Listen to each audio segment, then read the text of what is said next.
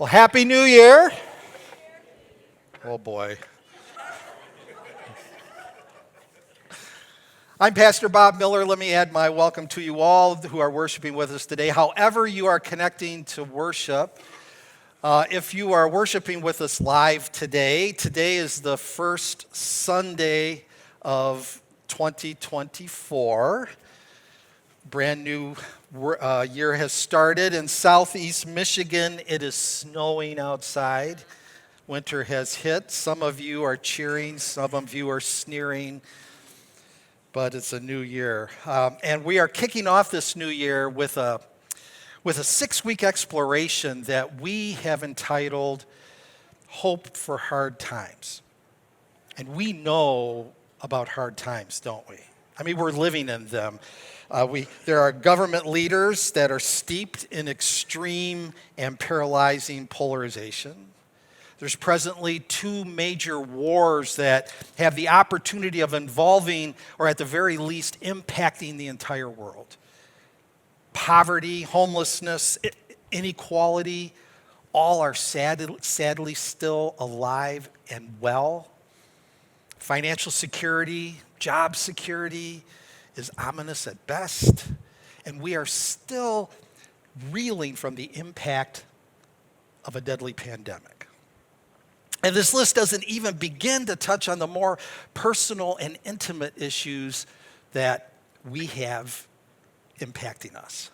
And so often, such hard times can totally rock our worlds, drive us to our knees, take us to rock bottom, to the end of our rope, to that last straw.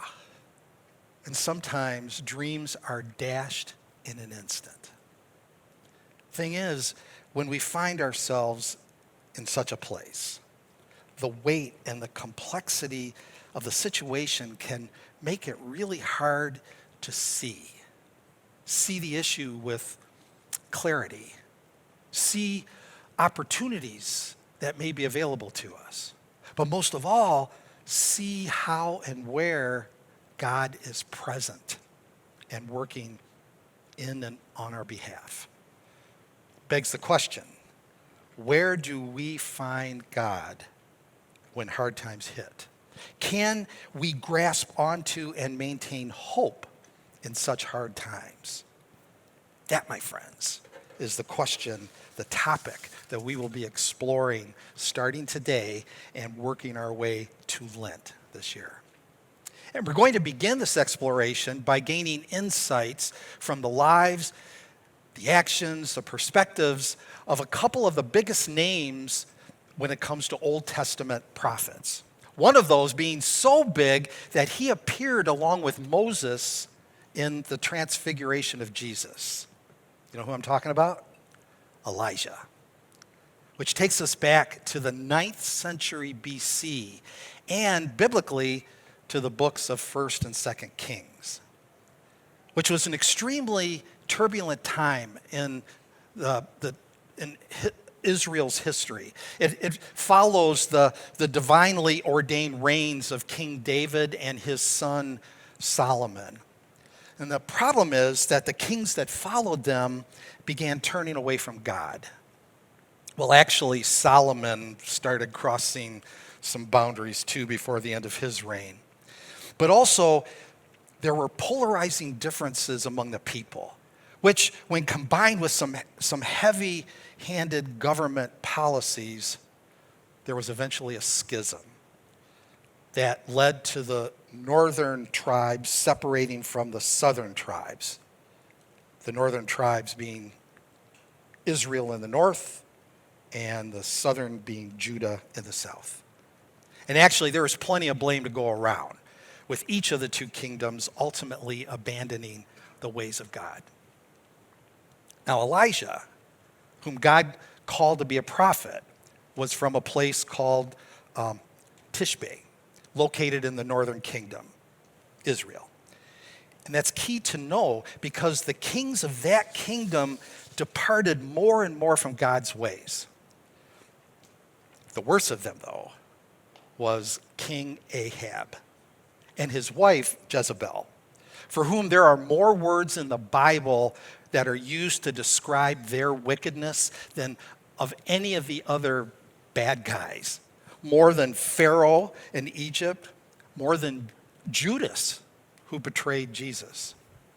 So what did they do that was so bad? Hear what the Bible tells us. Please follow along as I read from 1 Kings chapter 16. Ahab, Omri's son, became king of Israel. He ruled over Israel and Samaria for 22 years and did evil in the Lord's eyes, more than anyone who preceded him. Ahab found it easy to walk in the sins of Jeroboam, Nabat's son. He married Jezebel, the daughter of Ithbaal, who was the king of the Sidonians. He served and worshiped Baal.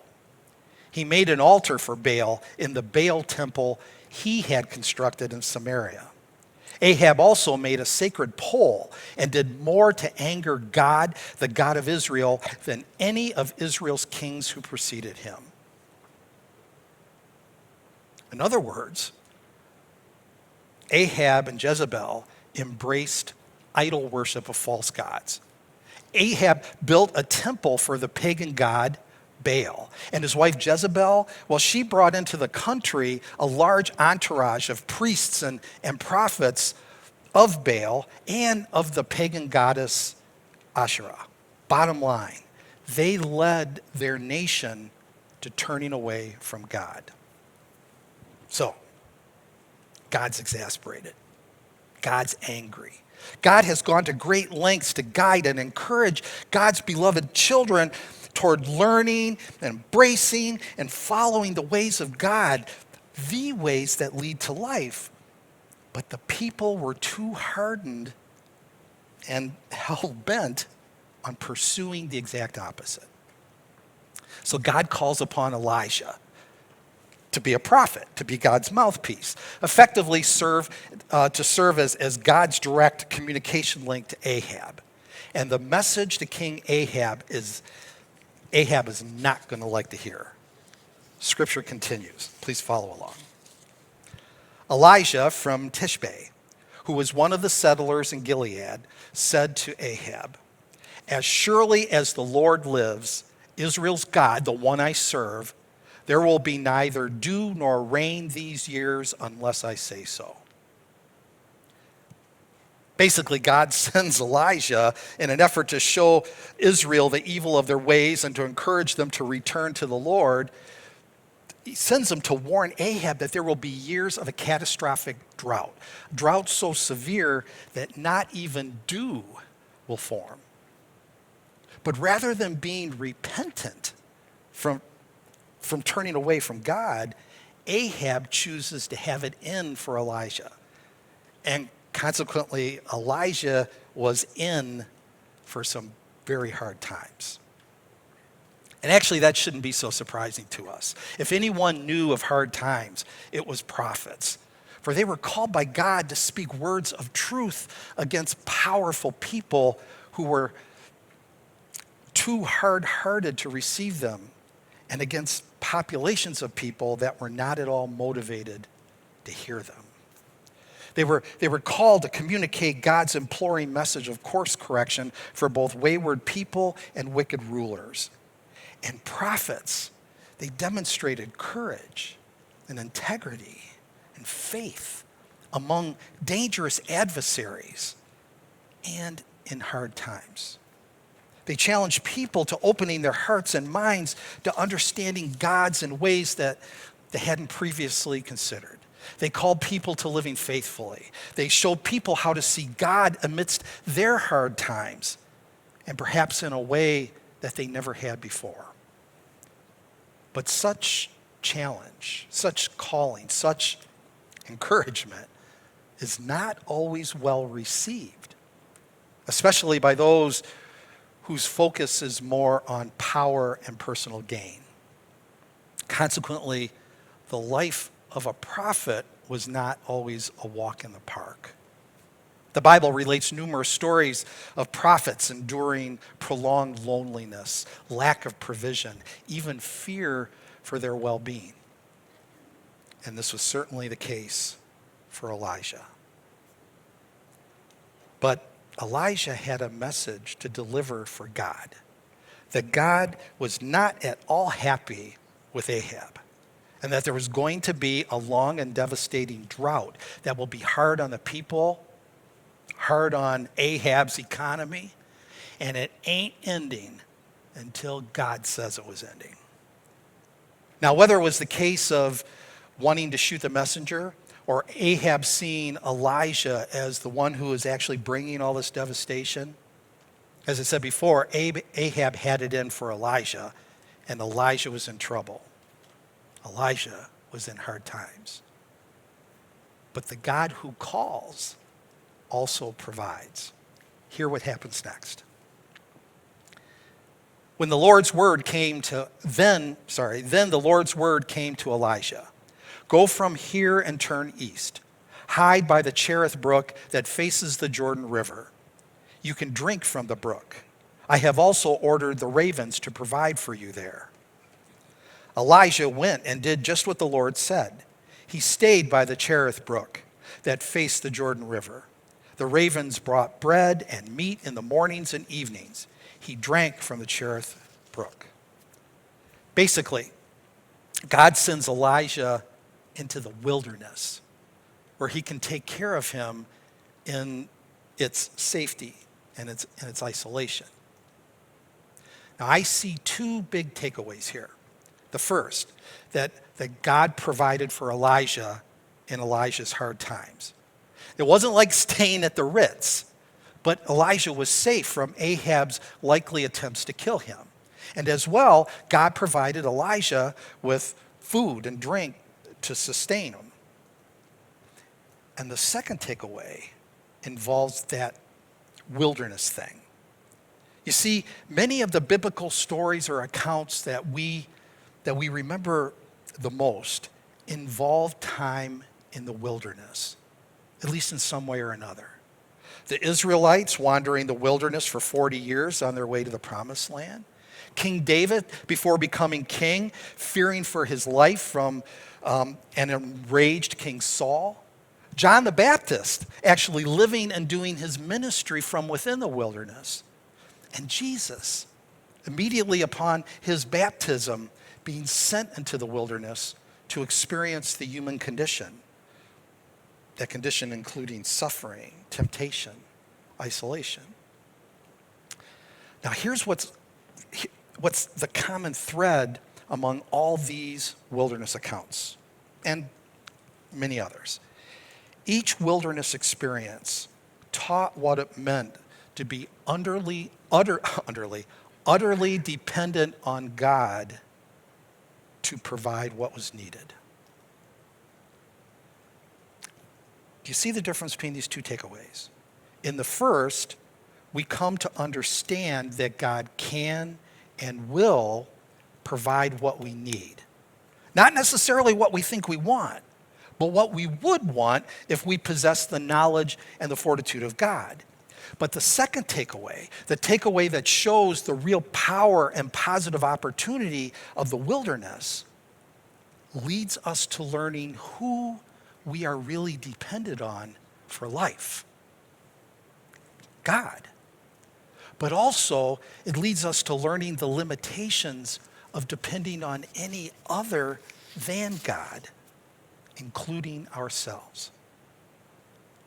Now, this is not to advocate total passivity in how we live our lives. Our actions and choices play a very big part in the life we possess, both temporally and eternally. But God's message here is that our dependence on God needs to be the foundation for everything that follows.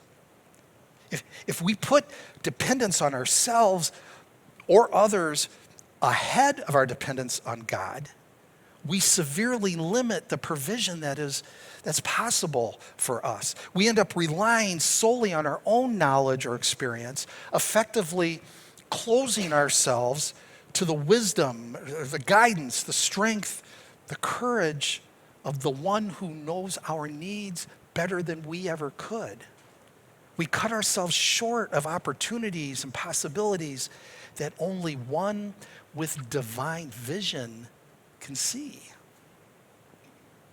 But the other thing that we are uniquely able to learn while in such wilderness is that God is right there in the hard times.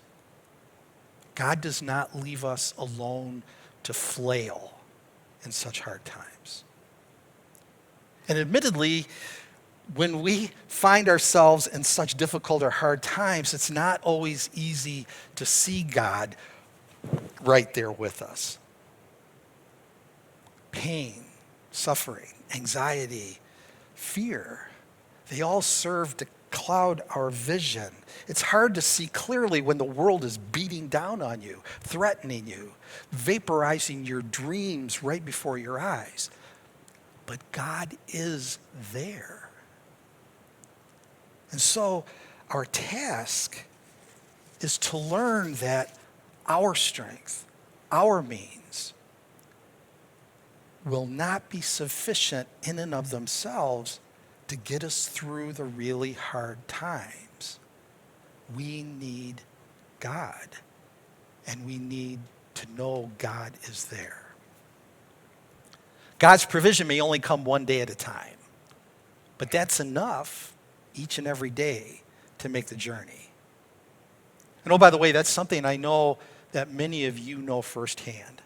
I've heard so many of you say that you have no idea how you would have made it through some particularly difficult ordeal if it had not been for your church or your faith, for your God. And God's provision may not come nearly as fast as we would like, but God provides at the rate that we are ready to receive and use it. God's provision may not come in the form that we were wishing for, but God provides exactly what we need to sustain us and lead us to abundant life, even when we do not yet realize what that life can be. None of us want hard times. They are not what we seek. But sometimes, when in the various wildernesses of life, when we are in times of pain, or hardship, anxiety, suffering, we are exactly where we are able to learn how to trust and depend on God. And with such trust and dependence comes peace, and most of all, faith. I leave you with this quote from author Graham Cook. He writes this: "To rest in God's power when your own weaknesses seem to be screaming at you, that's grace. To be confident in who God is for you when you feel overwhelmed by odds against you, that's peace. To stand alone against massive intimidation, that's trust. To know beyond any shadow of a doubt that God is bigger and therefore you cannot lose, that's faith that moves mountains." My dear friends, may you, in your weakness, be empowered by God's grace and peace, that you may forever grow in your trust and faith in God, who is assurance when the odds seem against you, and who is your hope in hard times. May it be so. Amen. Amen.